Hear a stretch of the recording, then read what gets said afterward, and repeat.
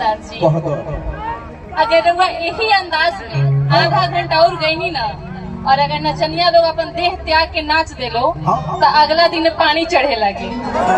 भला ऐसे कोई नाचेला जी? फुल पावर में रहे नहीं रहुआ।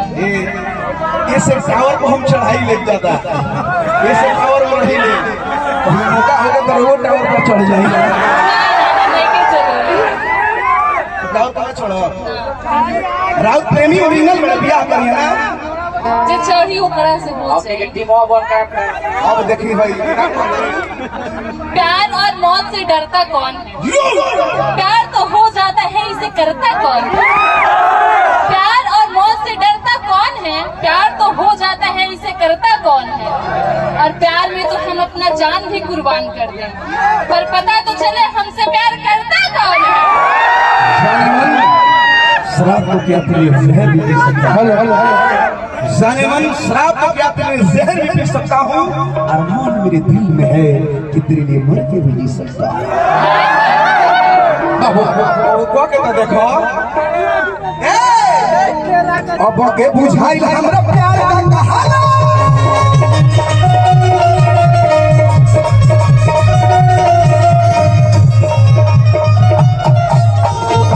काहे होश गवावा तनिया पर?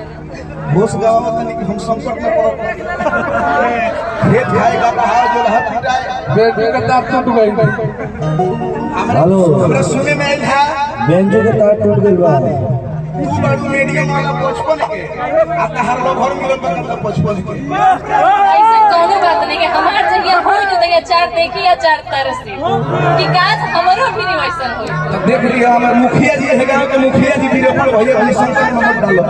जाना तेरे का अब के बुझाइल हमरा प्यार का कहानी।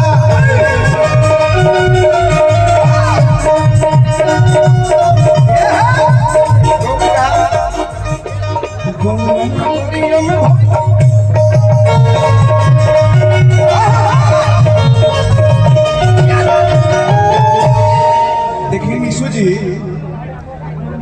जब देखने हैं दीपक दिलदार में तो हील पहन कर ले कौन का बोल रवा कहीं तो उतार दे। ए बबुआ कबो लड़का लोग के नीचे देखावे में परेशान रहेली सब। ऐसे कोनो बात नहीं। जाना तनी जान जगह से तनी छोट बड़े तो तू ना हील पहन के टाइट कर वही तो सीन बा तारा तो सही में आ जाएगी। आ देखो चल